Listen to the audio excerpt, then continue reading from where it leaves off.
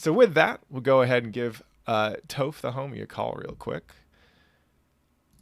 Oh, I double clicked. I fucked up. Hello. Hey, what's up, dude? I just let me mute your stream real quick so you don't get nasty echo. Yeah, for sure. Can y'all hear? Okay, I can hear you Yeah. just fine. All right. Well, thank you so much for letting me get your time tonight. I appreciate it, homie. Thank you for having me. You're like someone who every time you put out an article or something, I'm like, it's just like every time I'm just like, oh my god, I gotta read this. It's gonna be good. You're like one of Doll. those content creators to me that just has good shit to say, man. Thank you. I appreciate it. It's Yeah, absolutely.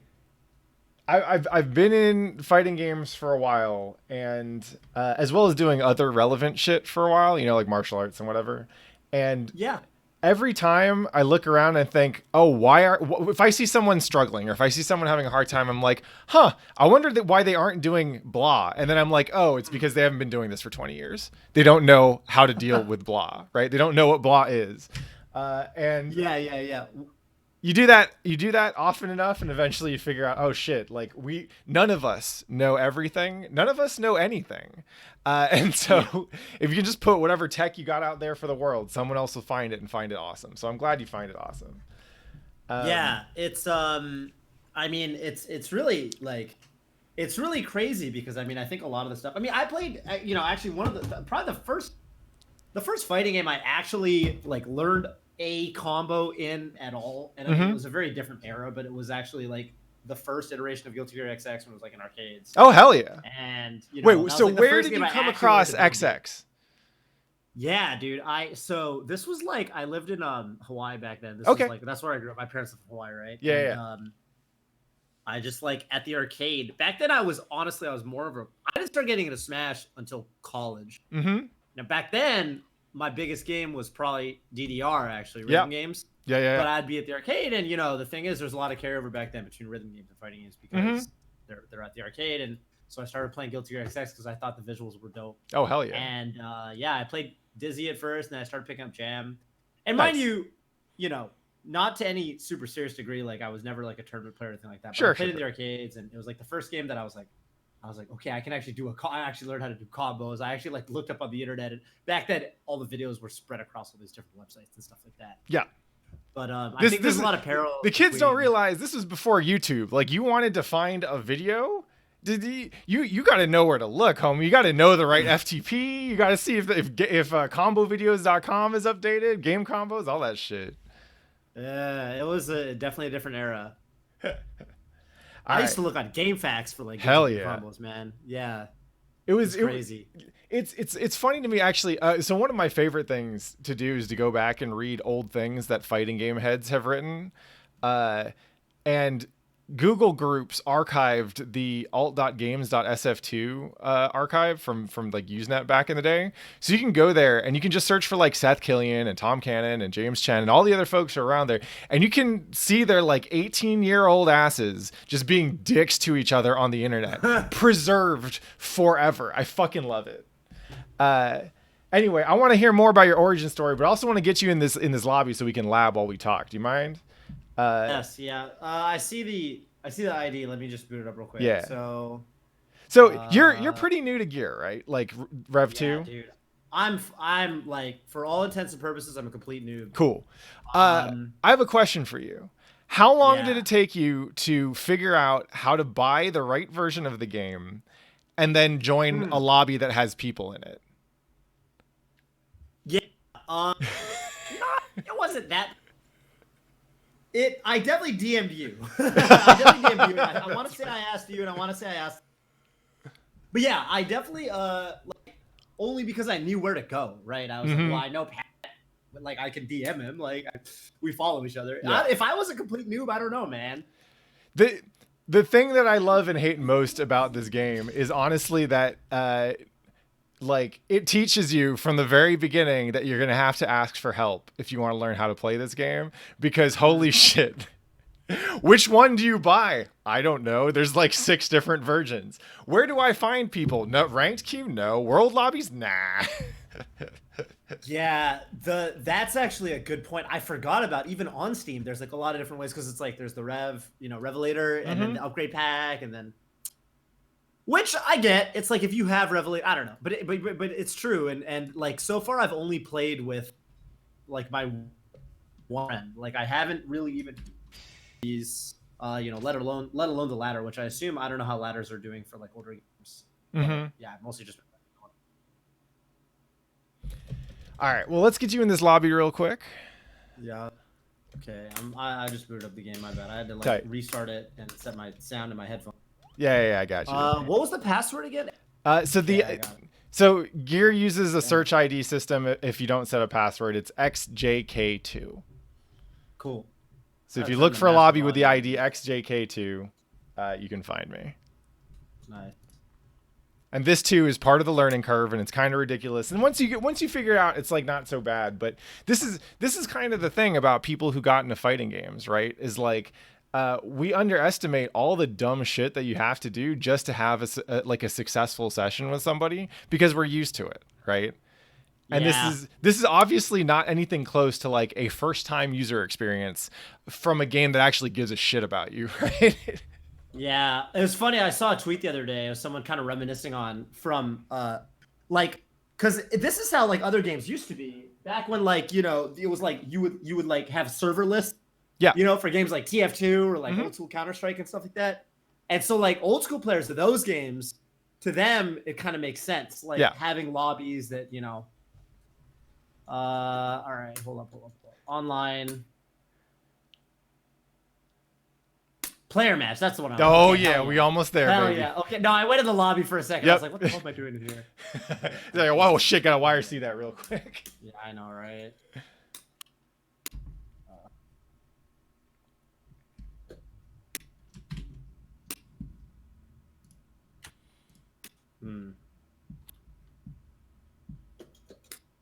Okay. Oh, we almost there. I can hear it. Yeah. No, you can definitely hear. Okay, there we go.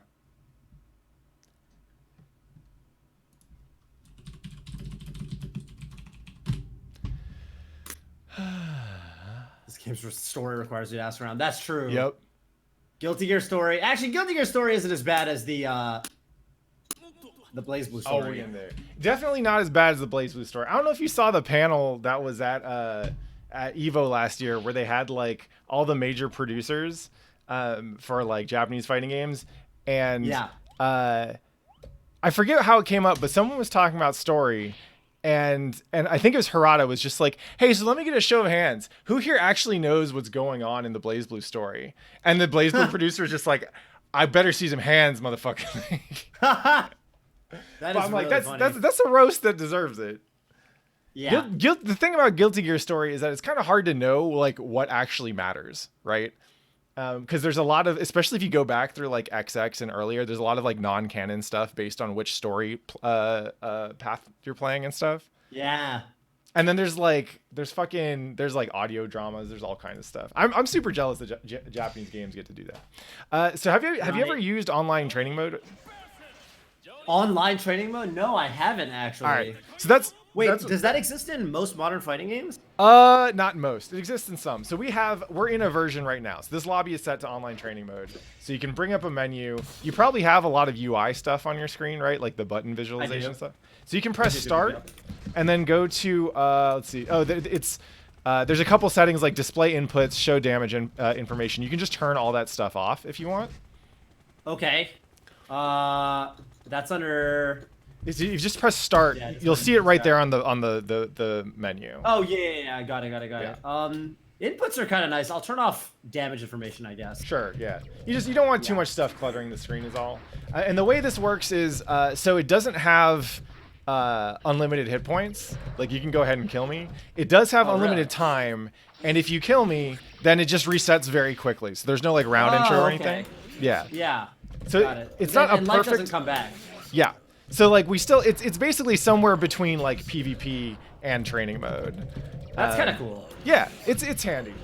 I like to just play with people here. Obviously, like I want to start by just seeing like what you're working on with Johnny and stuff. I'm interested. I've barely started. Okay, cool. Pretty much the last time. Basically, the last time I played, I was mostly playing Soul and Dizzy because they're like simpler, and this is kind of a theoretical, like I kind of want to learn this character. Yeah.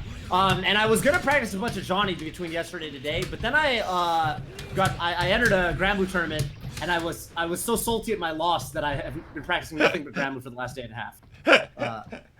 Which happens. Yeah, it does. Well, okay, so let's start with this. What are you currently working on with Johnny right now? Like, where's your headspace at? It's like, dude, I've basically touched this character for like less than an hour. So, okay. I basically need to just like, I started going through like some combos is essentially it. But I haven't even really gotten down like misfire canceling and stuff like that. So. I mean, misfire canceling takes a long time to get down, right? Yeah. So one of the things about Johnny in particular is he's a character that you're gonna learn a lot of stuff over time. You can just go ahead and beat me up, whatever. Yeah.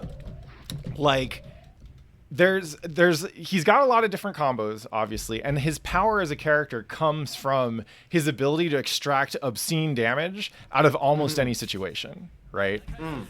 However, a lot of those combos end up being very specific to like, what are your resources, right? How many coins do you have? Right. What's your misfire level? How much meter do you have? As well as the opponent's condition, right? If you hit them already, what did you hit them with? Like, what's your combo starter? What do you want in this situation? How heavy is the character, right?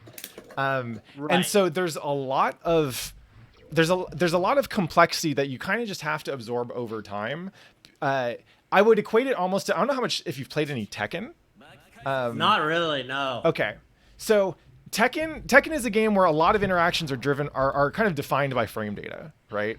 Right. And so people think, oh, I have to learn all the frame data before I learn how to play the game, which is not how you actually play the game. You play the game, it's actually closer to Melee, right? Where it's like, yeah, there's stuff that you can grind, but a lot of it is so situational that you have to play to understand what you should be polishing up. Right. You just got to get that game sense built up. Yeah. Exactly. Yeah. Johnny is definitely a character that rewards game sense. Now, he rewards game sense in addition to execution, right? So, you definitely want to work on a couple basics. Here, go ahead and kill me real quick, because I'm. Okay, sure. Woo. There we go. All right. So, show me like what's a combo you're working on right now. Fuck, man. What's a combo I should be working on? Okay. That's the real question. Oh shit. We lagging. All right, cool. Why don't you show me? Yeah, why don't you show me a combo and then I'll replicate it or try to replicate it. So in general, oh boy, how about that NorCal internet, huh? Yeah, I guess so. What? Okay. So in general, with Johnny, so you want to be thinking. We'll start with like a round start situation, right? So no meter, no coins. Okay. Right. If you're Johnny and you don't have a coin up already, right? You don't have Mist Finer on level 2 yet. Your main goal is to get Finer, right? Because he doesn't really have much in the way of big damage until he gets level 2 Mist Finer. Okay. So you're gonna want that coin, but the kind of the thing you're really gonna want from level 2 Mist Finer, I'm gonna show you that first. We'll see if I can hit this in 5 to 8 frames of lag. But so you're coined up. Oh, I dropped it. Let's try that again.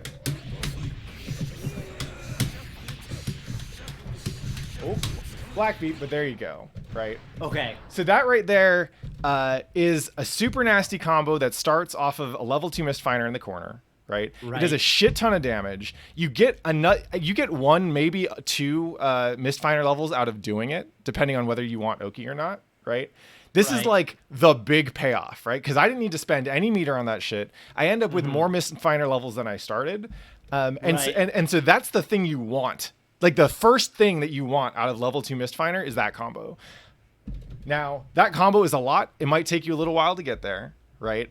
I think it is a training modable combo. If not, or like I think it's in one of the missions. If not, it's something that's it's like a corner B&B basically. Are the missions in this game good? The trial? Yes. Are they pertinent to combat? Because it's always different for different games. Yeah. So first off, the combo trials in this game are generally useful. The specific combos they teach often start getting. They'll rarely teach you the best combos for any given situation. What they do teach you are concepts, right? They'll teach you that there are moves that interact or routes that work that you probably wouldn't have thought of on your own, right? And as an aside, the other thing that's really good is there's like character and general game specific trials where they'll run you through like, oh, this is how you block this. This is how you do this throw OS, that kind of thing. I highly recommend checking them out. You don't have to do all of them because you won't absorb it all at the same time. But it's a pretty good resource, especially when you're getting bodied by a character. You're like, I don't know what they do, or I don't know how to deal with this shit. There's going to be 2 missions for each character that'll at least show you some stuff, right? Like counterplay. Yeah, exactly. Or even That's just like how to block. That's a really cool concept. Yeah. Cool. So if that was that corner combo right there is what you want, right? But before you get it, you need to charge up. Okay. Right. And there's kind of level 1 is fine at the start of the round. Exactly. So you want let's see what the two. I think the 2 most reliable starters for just getting finer. One is throw. Okay. So you can just do throw. Oh, well, I black beated, but and I whiffed the ending. But the idea is you can basically throw and get corner carry and a level off of it. Huh? Yeah. So you're doing throw, coin, throw, Mistfinder, and then coin, combo, level 2 Mistfinder, right? Oh. And then you can kind of there's a bunch of different branches afterwards based on whether you want to get a knockdown or whatever. Right. Yeah. The other. Okay. So yeah, Detroit. So we got a Johnny player in chat.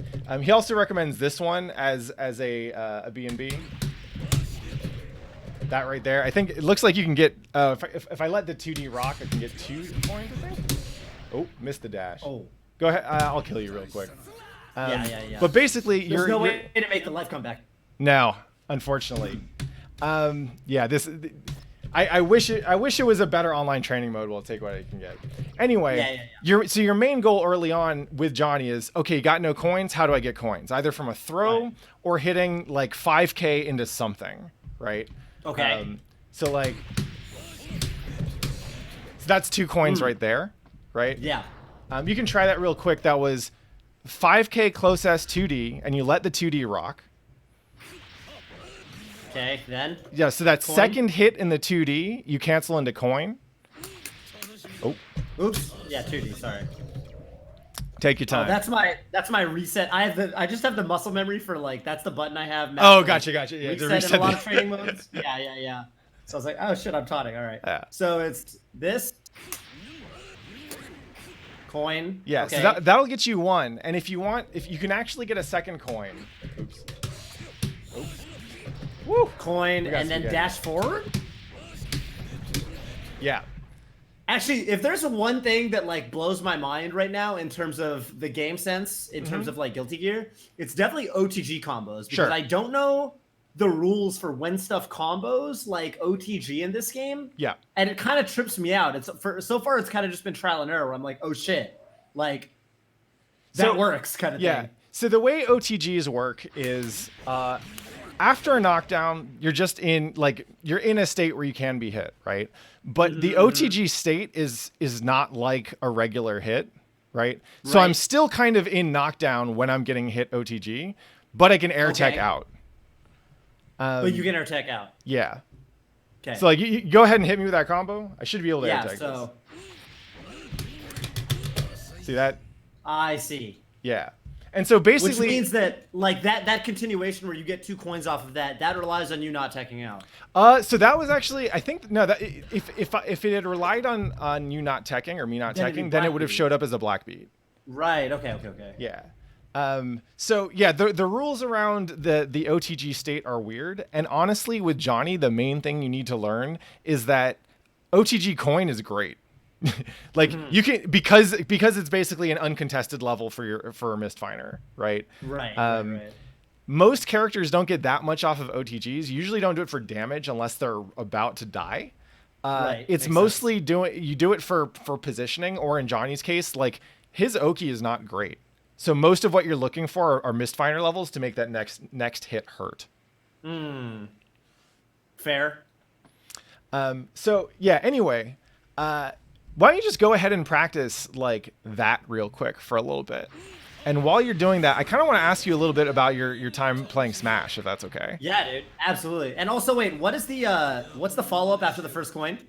Just do the whole thing for me real quick. You Like, want the corner combo, or what? Or no, just the follow. Wasn't there like you could get a second coin off of it after dashing up? Yeah. So you go 2D coin, dash forward, and then so it's just dash forward another coin. Yeah, you're interrupting the dash with a coin. Like you can cancel out of the end of that dash into coin. Okay. And basically, so yeah, you got to let the 2D hit twice though. Oh, okay. Yeah. I think you're about to die. Yep. Yeah. Also, real quick, we got a birthday in chat. What up, Cavernasu? Happy birthday, homie. So yeah, Happy birthday, my man. Go ahead, just work this combo for a while. Yeah, it takes a little while to get used to. Getting there. Yeah.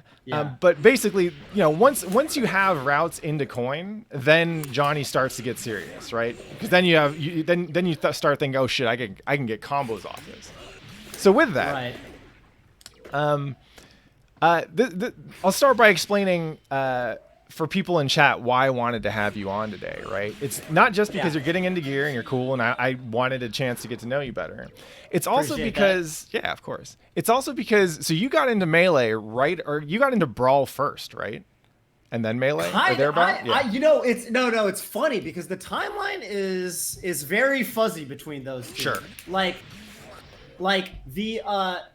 I went to college, like I graduated from high school in 2007, right? And Brawl came out early 2008. And so I went to college, and I basically, like the month before Brawl came out, someone in the college got their hands on a copy of the Japanese Brawl, which came out like a month prior. And they hosted a tournament on campus with this one setup of Brawl. JP Brawl was the only setup there. It was one setup. And they did this format where it was basically a couple round robin pools that fed into like a top 4 or something like that. It kind of worked for, I mean, it's really hard to run a tournament with one setup. Oh yeah, that shit's rough. So while I was there, we're hanging out, it was a bunch of people, and someone had brought a Melee setup and put it in the back corner. And I was watching these guys play Melee, and I was like, oh shit, these guys are really good. And to me, like, I'd always seen people play Melee, like online and shit. Yeah. But I never met anyone that was good at the game. And I was kind of watching them. I was like, man, first of all, these guys are like pretty good. And second of all, this game is way faster than Brawl. So I was kind of getting into Brawl, but at the same time, I found out that these guys played every week. There was like kind of like a Melee club going on in one of the dorms. And actually the best player in this group at the time, well, there were two best players that were about the same level of skill. One was Stefan, my homie Stefan, but the other was Vish, actually, who's also like a Melee, commentator. Yeah. He's kind of stuck with the game through the years. So I met Vish, and I started going to this meetup every week. And so we was kind of like at the same time, I kind of stopped playing Brawl after about half a year, but I just stuck with Melee. So so the reason that origin story is so interesting to me is because like I played a little bit of Melee. I entered like 1 or 2 tournaments also in 2007 actually. And I think like I had never seen a community like just not play the new stuff, right? Because like I was playing a decent amount of Third Strike at the time. I didn't like Third Strike, but it was just if I wanted to play a Street Fighter game, no one was playing CVS2 anymore, and I could reliably find Third Strike competition. So it's actually the first tournament I ever won was an anime tournament, anime con tournament at Cal State Northridge, and it was I won Third Strike, but I was actually there for Melee. Oh really? Wow. Who were you playing back then? I was playing Fox. I was not good, but I knew that there was good play out there, and I was pretty sure that most of the good players were not near me, and I mostly just wanted to fuck up my roommate. Yeah. But so the reason your origin story is so interesting to me is because there's an obvious potential parallel there with Strive, right? Right. Like we got like this stream has gotten a lot more new viewers after the Strive closed beta. It's gotten a lot more new viewers since Strive trailers started rolling and people just started being like, okay, what's this game, right? Right. And I mean that's what I did. I got in the Strive beta and I played it for like 2 days. And then I was like, I feel like playing more Guilty Gear. I haven't played since XX, so that's when I downloaded Rev 2. That was like 2 weeks ago. Yeah. And so the cycle returns, right? Once again, you're like, oh, some new shit come out? Let me play the old shit. The old shit looks tight. Right. Yeah, exactly. But yeah, exactly. So what I want to do is, and this is mostly, I want to spell this out for the folks in chat, right? Like, so they're like, why do you have this fucking Melee scrub up here? is because like obviously there are a bunch of potential parallels between what the Guilty Gear community is about to go through with Guilty Gear Strive and Xrd, right? We had someone actually ask in Wednesday Night Fights chat last week, like, oh, are people still gonna be playing Rev 2? You know, when Strive was running? And the answer, I had like 7 dudes on call, and they were all like, oh yeah, no, we're playing Xrd. Like no matter what, we're playing Xrd, right? Yeah, you guys get a lot of entrants. Like every time I look at the WNF bracket, I'm like, damn, there's like a pretty healthy number of people that are entering. Oh yeah, dude. And we've been hustling, and we've been investing in time trying to grow the scene. You know, like the Guilty Gear players have just been super nice and welcoming because we just want more people to play the game, right? But I want to ask you, I guess first I want to ask you a little bit about like what your experience was like going into Melee when you did, right?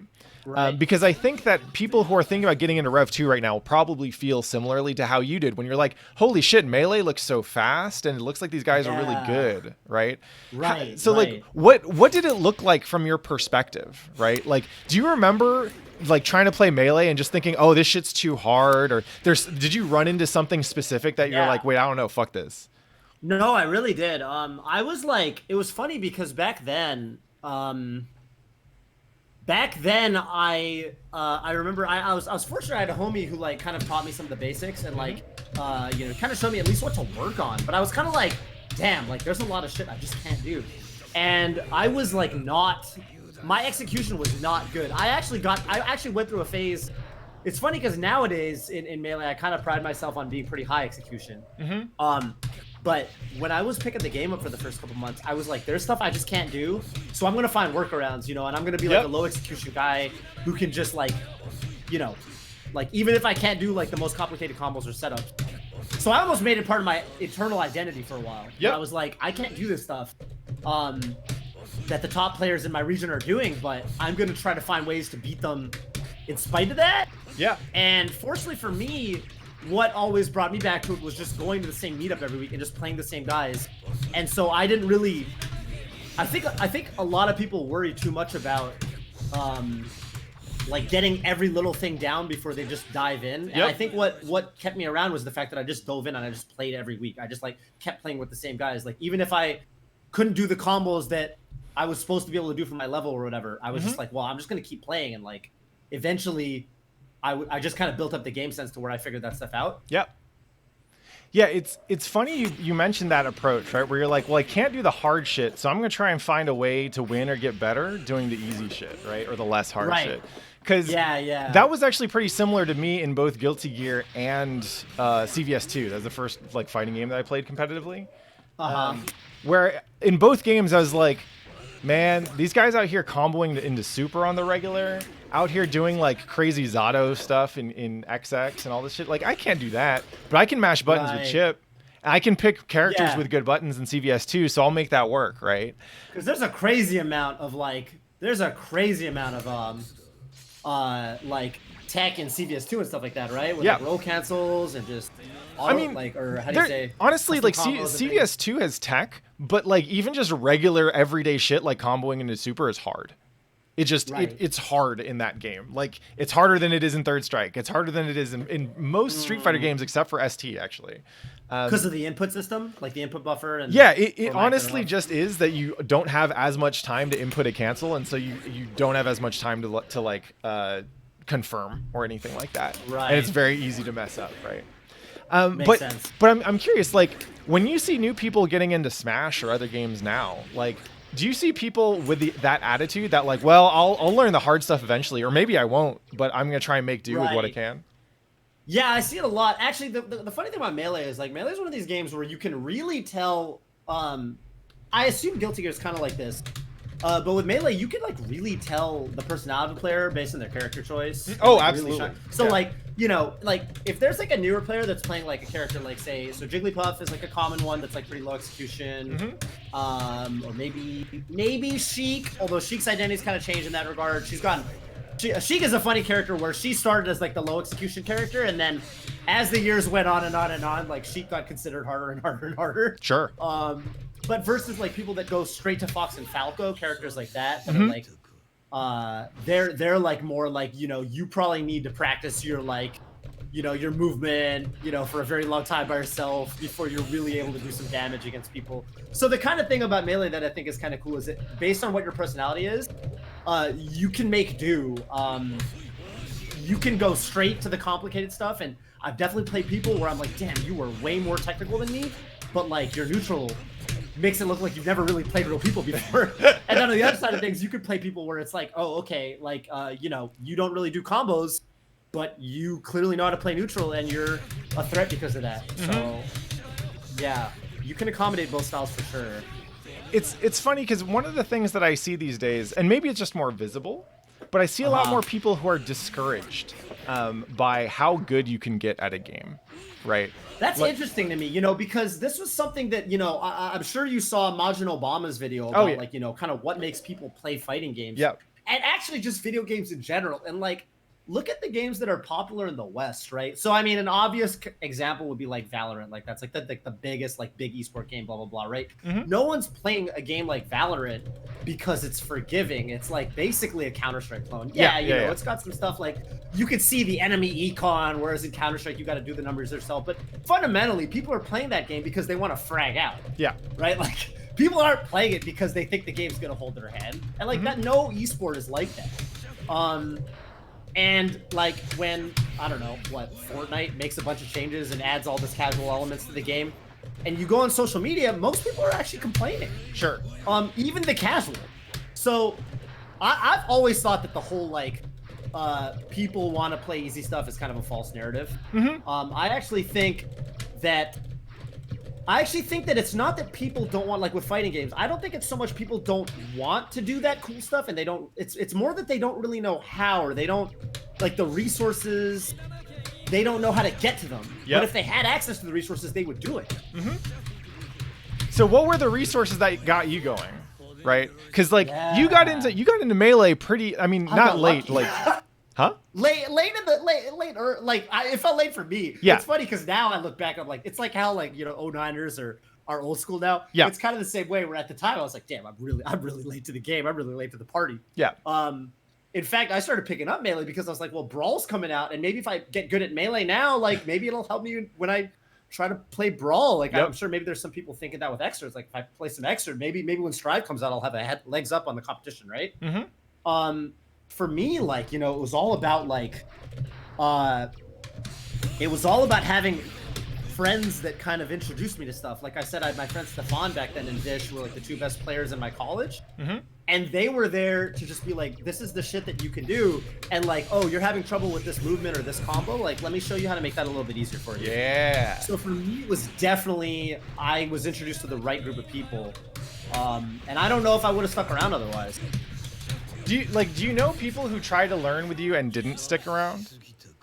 I do, yeah, I do, definitely. Like that, like our club, I call it a club. We're an official club, but we got together in the dorms every Friday after classes, and there were like 10 to 12 of us. I want to say of those, so two of us stuck around and became like national, threats or whatever, which is pretty good actually if you think about one college. Oh yeah. So me and Vince stuck around and we actually played the game at a competitive level for many years.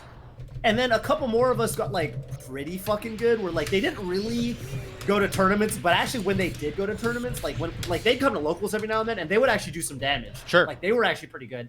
And then there were some that got okay, but then life took priority or whatever, and they just kind of fell off. But the funny thing is, I would actually say that I would say a good chunk of us stuck around. Even my friend Tim, I was just talking to him 2 days ago. I hadn't seen him for many years. I see him in Twitch chats every now and then. He's looking into he's becoming a controller modder. Oh shit.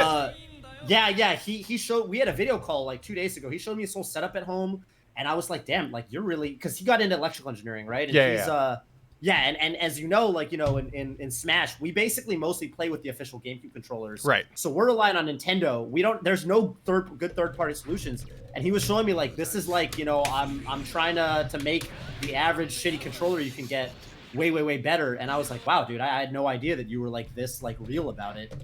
Yeah, that's awesome. So I'd say a good 50% of us from those days kind of stuck around. And I think a lot of that was because of the vibes. I think there were just good vibes. And, Yeah. So that's actually a pretty good segue to what I wanted to ask you about next, right? So it sounds to me like, in terms of the learning curve for you for Melee, like it actually, yeah, obviously it's not an easy game to play, but you were surrounded by the right people. You knew where to find help, right? Like, and you were surrounded by people who were like, yo, this shit's tight. Like, let's get good at it, right?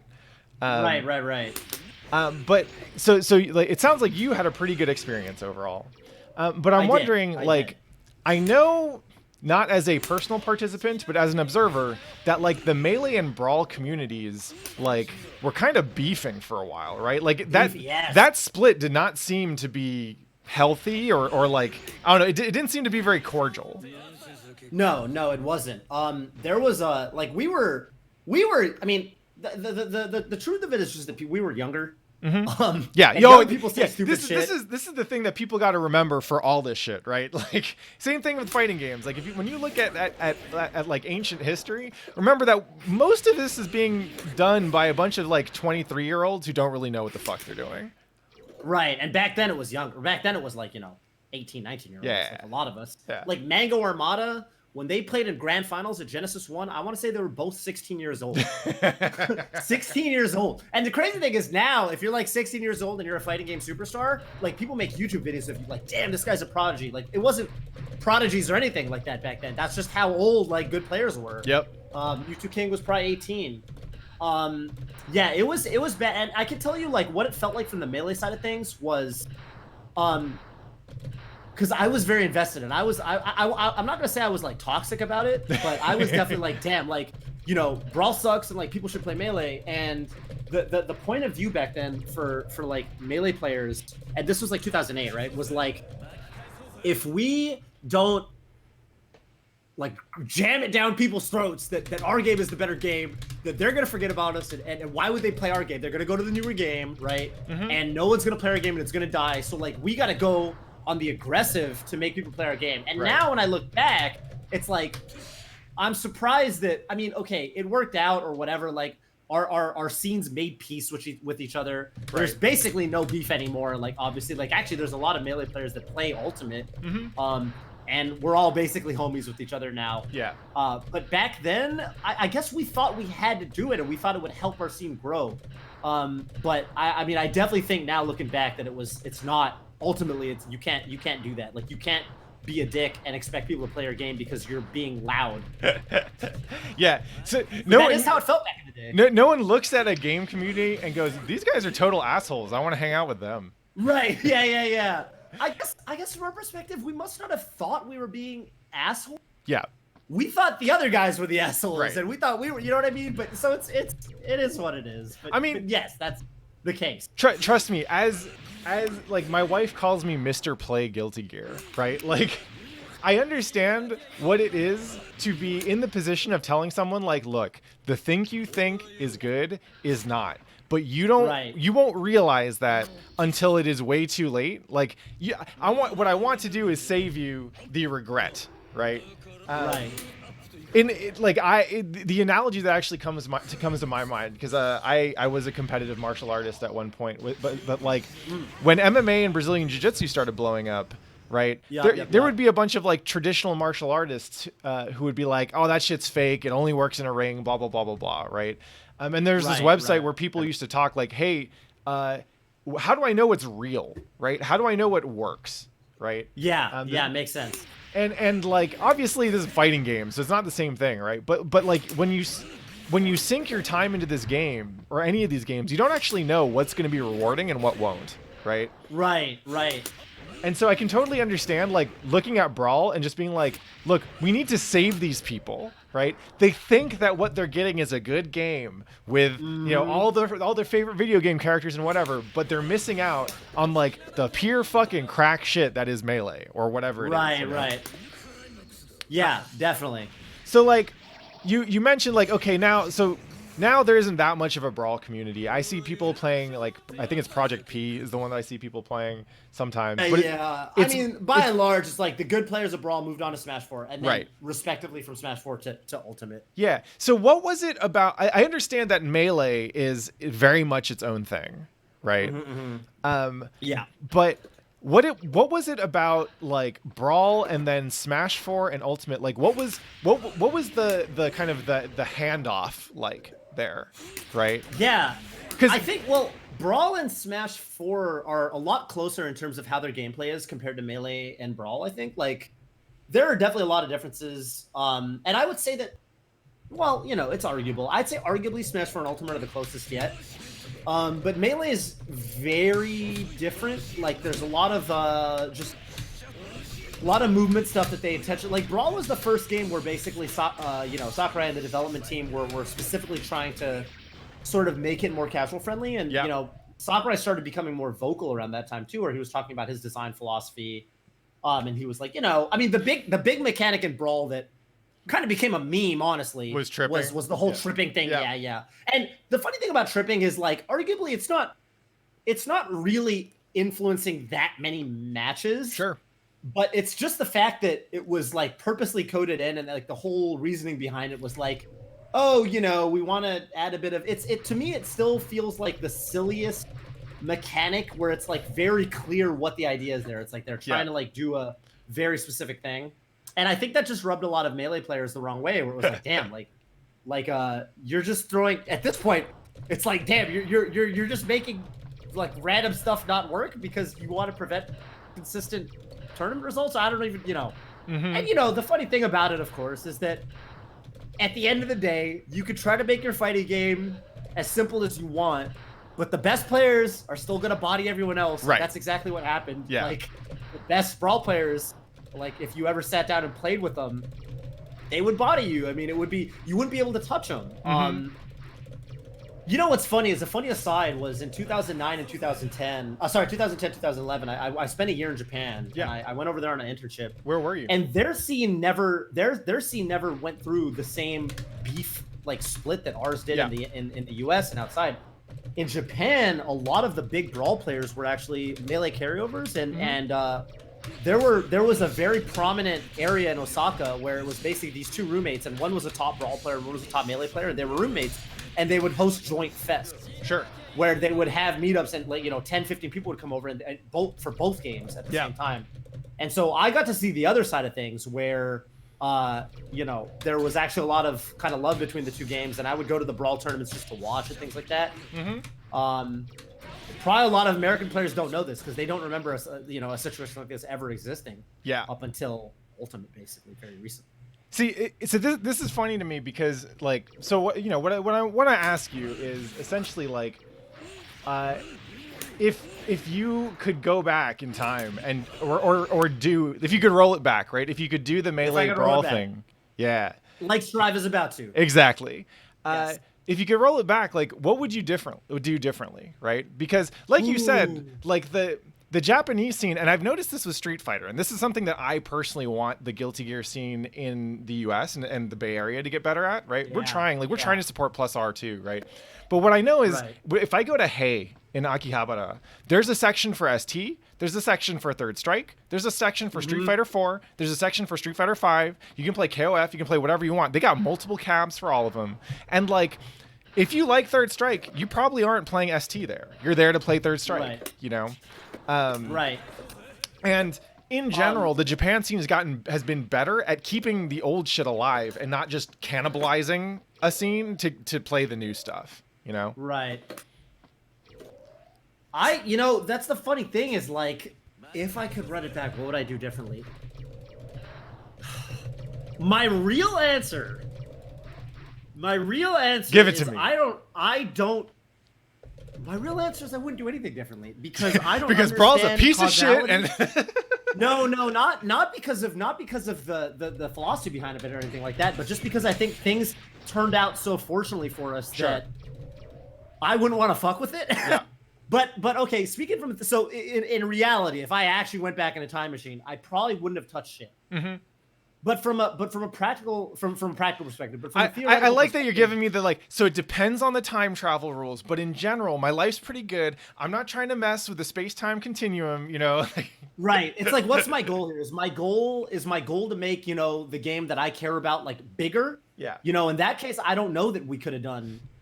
Yeah. So I guess the main thing I'm interested in is like, there was presumably a lot of resentment between, or like, you know, like friction between the Melee and Brawl players back then, right? Yeah, yeah. And what I want to know is like how would you have approached that kind of split, right? That schism in the community.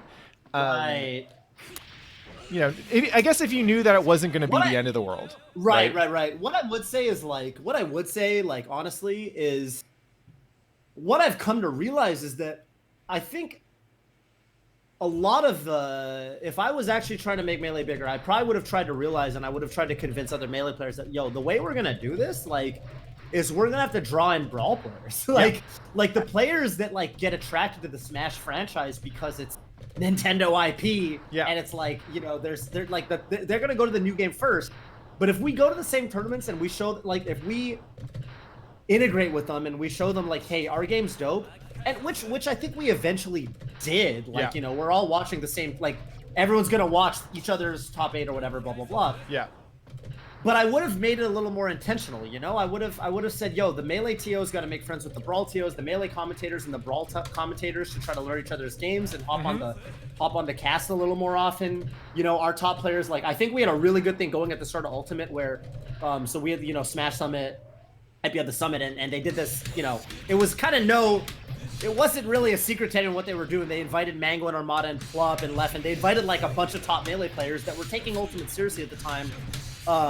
Basically because it was good for their Twitch viewership. Right. But what that did was a lot of the players who like, I say now, like, Melee is a lot of star power because our top players have so much legacy. Right. So all the players that are fans of those players, like Mango and Leffen and Plup and all them, they're watching Ultimate Summit because they're fans of the star power. And then all the players that are getting into Ultimate because it's the new flashy game, you know, they're watching because they want to play the new flashy game. But in doing so, they're learning about Melee, and then the Melee players that are tuning in for Mango and Plup and whatever, blah, blah, blah, they're learning about Ultimate, and that just cross-pollinates, right? Yeah.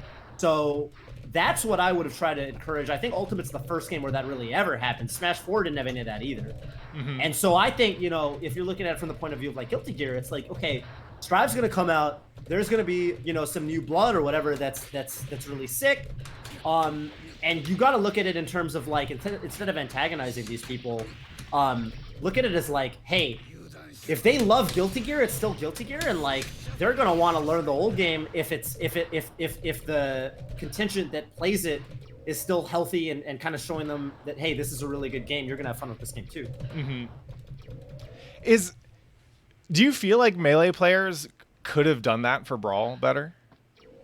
Probably. Yeah. Probably. I just don't think we were community minded enough at the time. I don't think the Melee community didn't really have a voice of like strong leadership until like, I want to say 2011, 2012 when like Scar started Melee at On Me. And that was kind of like a bunch of TOs and commentators and stuff came together to sort of be like a body that we did. Basically what we did was we did a podcast every week and we talked about kind of the state of the game kind of thing. Before that, it was really kind of just top players talking their shit, you know, because they were young and hot-blooded. Yeah. So I definitely think we could have done a better job. Like, looking back, we had, you know, in Brawl, Mewtwo King was the guy that was, like, the top like, he was top of the world for both Melee and Brawl. He would go to tournaments. Yeah, I remember that shit. Right. But Mewtwo King's not the kind of guy that's going to, like, steer the community. No, you know, he is not. Absolutely not. Right? Like, man, Lord Knight used to talk about how like Mewtwo King taught him everything he knows and all this stuff. I think it's so funny.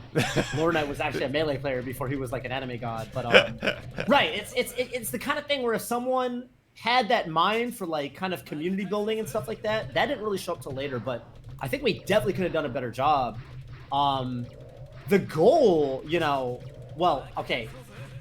At a certain point, it becomes, what do you even want? Because like, we didn't have the resources to run huge tournaments back then. And the funny thing was, the more people entered both games, the more it held up both brackets. Yep. So maybe it worked out for the TOs that there wasn't that much cross-pollination, because for those guys, every time Mewtwo King was in grand finals of both games, it was like, damn, the bracket's going to run like 2 hours longer.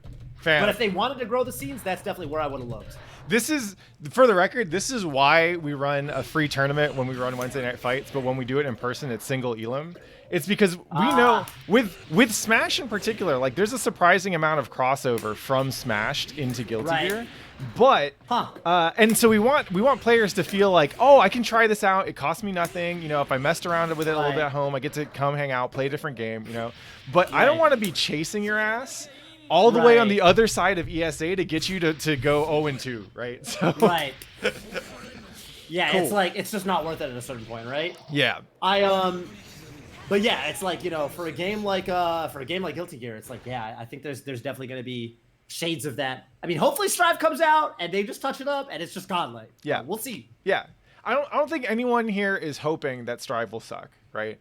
But I can tell you, at least from my perspective, when I see how people in the community are kind of thinking about Strive and talking about it, I think we're trying to be prepared, right? Because we saw, I mean, one, we've been through this with Exerd, right? Like the Plus R crew has continued to play Plus R.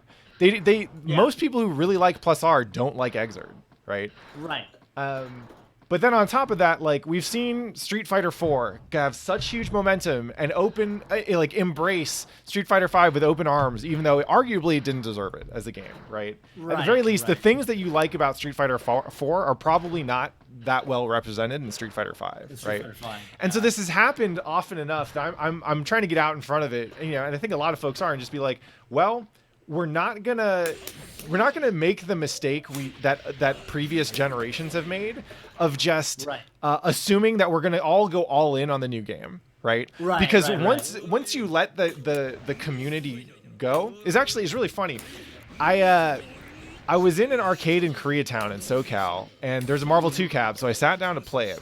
And this dude rolls up to me and just fucking washes me with Magneto Storm Psylocke, right? And after we played a couple games, this was in like 2014. We played a couple games, and then he says, "You know, I heard they made a Marvel 3. Is it any good?" And I was like, "You know, it is good, and I like it." Yeah. But like, this dude already has everything he wants, right? Right. He just wants more people to play Marvel 2 with, and we kind of left him hanging, you know? Right. Makes sense. Makes sense. So thank you very much for the deep dive into Smash history there. I really appreciate it. I'm curious now, like as a new Exerd player, let's get back to the game in front of us, right? As a new Exerd player, like what do you think so far? Like what do you find to be like harder than expected, or what do you like from your perspective? Like what here looks kind of cool? Yeah, what I find harder than expected. I mean, a lot of the stuff I already knew, because again, I played a lot of XX back in the day. For the record, the character that I played the most in XX towards the end, Accent Core, when I was playing Accent Core in college, was actually Testament, which is why I don't really have character. Get the fuck off my stream. You are. No, that character, man, I used to, dude. It was like that character was just like I was watching one of the recent I don't even know the names of the players, man. I was watching one of the recent Plus R Grand Finals. Yeah. It was a Japanese Anji. You probably know who they are. It was a Japanese Anji versus a Japanese Testament. And I was just like, dude, this is... It was like... Anyway, it's just blowing my mind. But anyways. You're like, dude, this is fucked up. Why would either player want to play this game right now? It's so... Man. Yeah, no, they were doing some shit. In particular, I just think it's... Anyway, whatever. Yeah, the stuff as a new extra player that's like blowing my mind is kind of like one, well, the first thing that always gets me is like, man, throws are really strong in this game. Like I was playing Dizzy Mirrors with my friend, my homie. We're basically like, I used to be a Dizzy player and he's learning Dizzy, and part of the reason I'm trying to learn new characters because we realized Dizzy Mirrors are kind of fucking weird. Yeah. But it was like, damn, like once you get like Mr. Bitey, we call him Mr. Bitey, you know, the fish, up and you get that Oki going, it's like, damn, like. Even if you know the throws coming, sometimes it's like so hard to tech throws in this game. Yeah. You know, like so, you gotta chicken block and do stuff like that. The other fighting game I'm playing a lot of right now is you know, Granblue, where you're not really blocking in there that often. So it's just this whole different dimension where just one frame throws are blowing my mind for sure. And then the other side of it is I really realized like, oh my god, there's so much room for like, you know, the term emergent complexity, where it's like, you know, a system yields, you know, for example, like misfire cancels or like, you know, wave dashes in Melee, things like that. That's an example of emergent complexity, where you have like, you know, you have your rules and then you have things that spiral out of that, you know, the developers, whatever, could never have predicted, right? Yep. And I'm just like, damn, this game just has that in spades, where it's like, even as a complete scrub, where I'm not really doing anything optimal, Like, you know, by the end of our first session, we're playing Dizzy Mirrors and we're going for like, you know, these weird Roman cancel follow-ups, just trying to see what works. And like, you know, the fact that you can like do this crazy, like, you know, fuzzy guard stuff, you know, with Dizzy's double air dash and things like that. Yeah, it's kind of wild. And it's what I remember Guilty Gear being like from the XX days, where it's like, wow, you can really just kind of play and like situations will come up that you haven't really ever seen before. Yeah. Where your game sense, in other words, your experience, is kind of what carries you. And I think that's actually what I really value in a game, is a game where you could be a game 5 in a tournament scenario and stuff comes up that nobody's ever seen before. And it's just like, oh shit, that guy reacted to that situation. And like, it looked really weird. That was godlike. And I think that's like what the best fighting games have. Yeah. No, 100%. The thing that, and this is actually where I think some of the overlap for Guilty Gear and Smash comes from at the high end, is like often these situations that determine whether you win or lose a tournament are not the things you've seen before, but the things you haven't seen before. Or it's the thing that you've seen before, but the other person hasn't seen before. Right. And it's like, if you were to lab for that, like, there would be no point, because you wouldn't be looking at that and go, oh, well, I obviously need to learn this really obscure situation, right? And so in those, because this game has so much complexity in it, so many different variables, right? So many different things you can do and so many different ways you can handle what's happening. Like, every tournament, you see some edge cases where you're just like, oh, shit, someone's seen this before, and that's why it worked, right? Right. Hey, what's my air combo off of the throw misfire? So... It's all right. It's a little tricky. Let's see if I can do it. All right, I'm gonna practice it while we're talking. So that was PKS, double jump, PKS. So you actually have to start it with a little bit of a dash forward. So Johnny can cancel his dash. Johnny has a weird dash. Let's start with that. Johnny has a weird dash, right? Because it's a fixed length. But you can cancel it with a jump. Okay. So try that. Yeah, there you go. So sometimes you'll find that can you cancel backdash? No, it's like everyone else's backdash. Yeah. Well, some people can cancel backdash into jump, but Johnny is not one of them. Okay. So what you do is you do throw, coin, sorry. punch, misfire, and then you dash forward, cancel the dash with a jump forward, and press punch, kick, slash, and then I think it's like punch, kick, double jump. Yeah, double jump, kick, slash, level 2 finer, I think. Wait. Yeah, no, you would have already had to have finer for that, I think. Let's see. Here you go. The coin, boom. Dash jump. Oh, fuck. Ooh, okay, and I kind of fell out there. Yeah. Is this, like, location specific? Like, is this not going to work if I'm in the corner?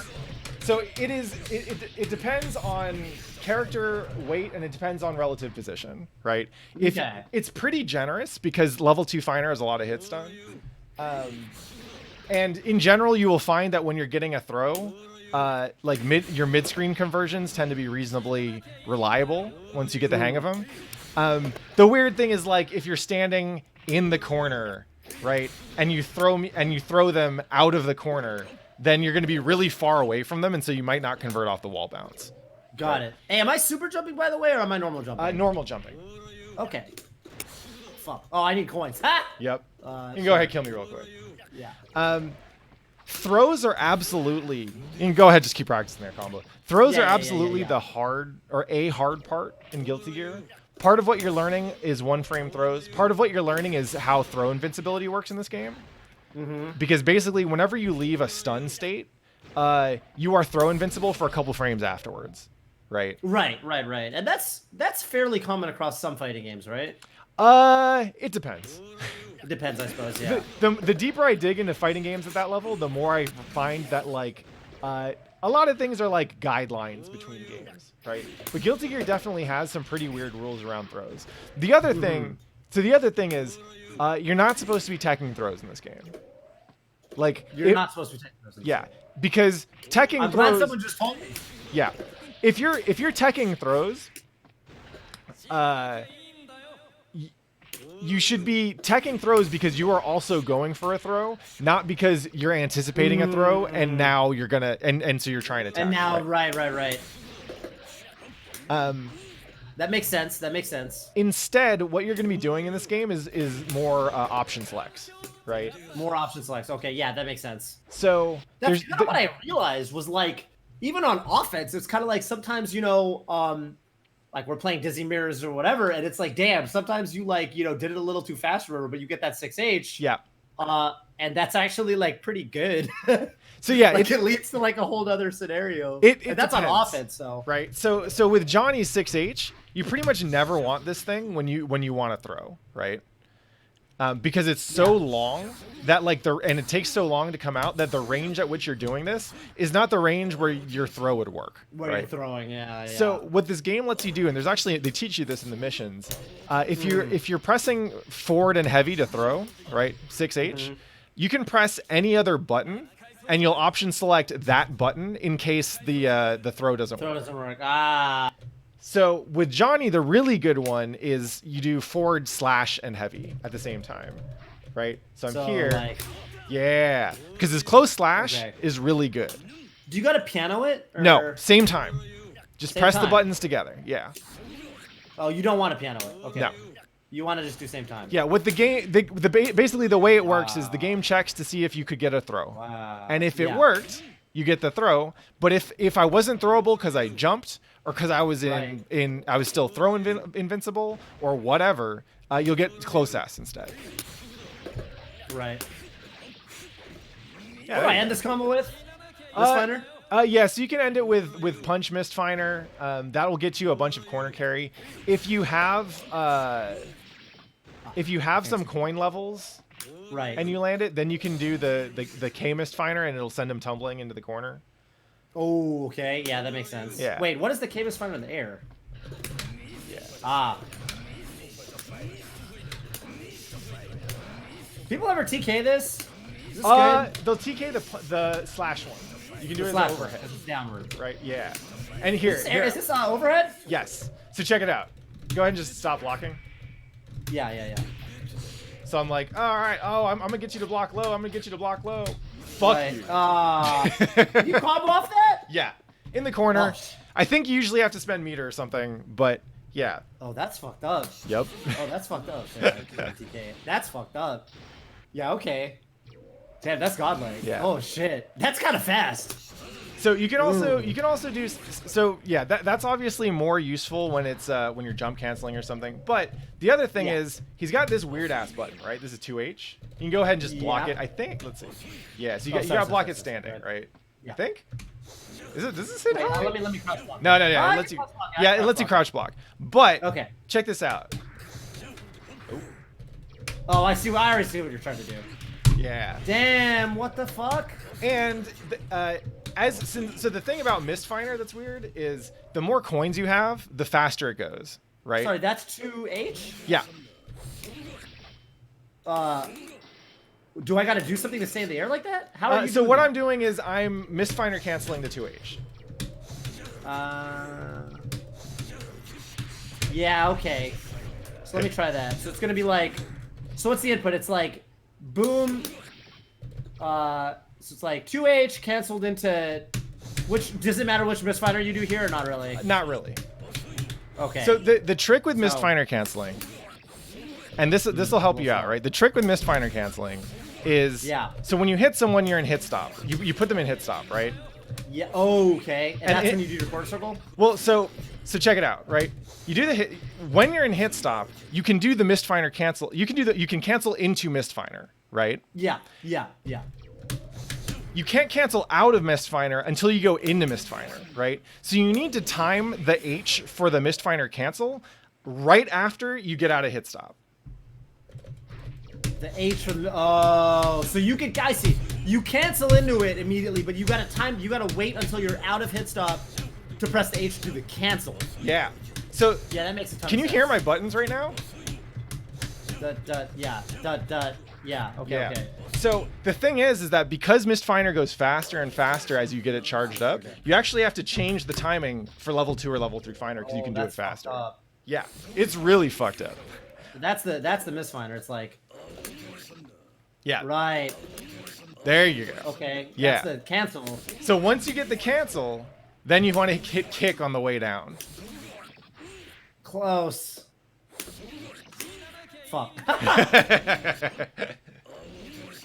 You see me kind of doing it. Yeah. No, this shit's hard. God, so I played Johnny pretty actively as a secondary for like a month or two.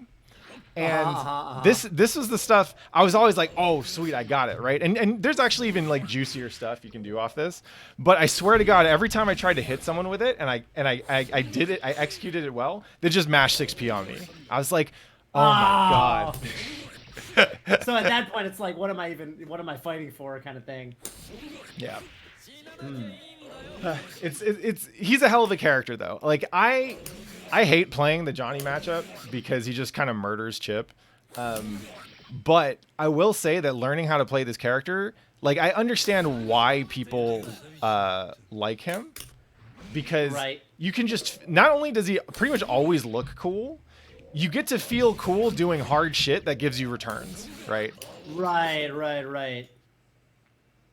You like when you mess someone up, you feel like, yeah, I had to work for that. Yeah. That's And what the like lab hours paid off. but it's all combos, right? So you want to make it look easy, right? Which is really what Johnny players try to do, right? You play Johnny if you like making hard shit look easy. Right. Damn, this is hard. Yeah. I kind of stopped getting it. Yeah. No, it takes me a little while to get it back, right? You got to remember that cadence. Right. Wow.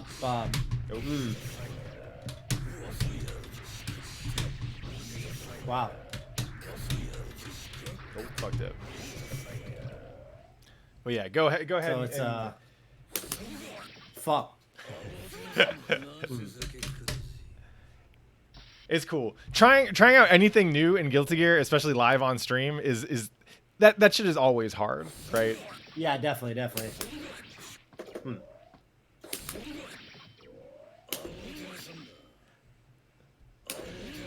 Sometimes I don't get the misfinder, and I wonder why. I guess maybe I'm doing it too fast. I see the idea though. Hang on a minute. Yeah. Okay. Yeah. It takes some timing and practice to figure out the rhythm on it, because this one is particularly punishing, right? Right, because either you get the thing you want or you're gonna get fucked up. Right. And it's pretty reactable. Yeah, it makes sense. Yeah. Okay. Cool. So real quick, I'm gonna open up the lobby so that we can get the like regular casuals in, and we can wrap up the voice chat and stuff. But before we do, I just want to see I'm just gonna like run away and defend for a bit, and I want to just see you try and like blow me up. Okay. Okay. Yeah. Sure. I don't really know what's safe on block. Yeah. No. Don't worry about it. Ooh. There you go. Dash up throw will be your friend for this. Yeah. Johnny is low key, like, not even low key. He's probably one of the. He is the best grappler in the game. Woo! He doesn't have a command grab, does he? Nope, he doesn't need one. Yeah, I don't really know, what his normals are or anything like that, but yeah, you figure it out. His 5K is a really good poke. If you're a little bit closer. You said 5. Okay, 5K. Yeah. Makes sense. What are his anti-airs, by the way? So he has 6p. It's very situational. It's not that good. By the way, yeah. Which are the characters with the really good 6p anti-airs in this game?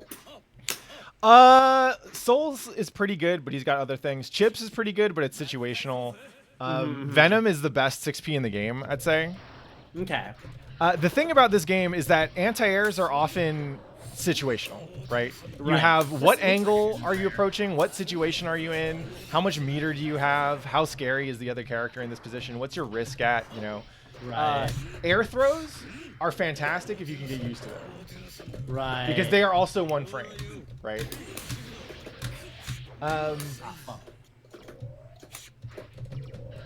And yeah, so Johnny's anti-airs, it's like, well, if you're approaching at the right range, 6p is good. If you're above him, then I'll want to air throw you or something like that. Yeah. And then once I get level 2 or level 3 finer, like P mist finder becomes a big deal, right? You can go ahead and try and jump at me. Woo. Yeah. Just jump at you. Yeah. Go yeah. ahead. Yeah, makes sense. And then you can just kind of wall slam them. Yeah. Them. And if you have 2 coins, like This shit is it's like a full screen fucking like sniper rifle or some shit. Yeah. You have to faultless it, which means you have to be pretty ready for it. Mm-hmm. But yeah, it's Johnny's an interesting character because he actually, weirdly enough, he does play footsies, right? More than other people in this game. You can essentially think of him as a very big Street Fighter character. Interesting. Because like, you're yeah. not always like instant air dashing at them and shit like that with this character. No, in fact, you're probably not going to be IEDing on people that much.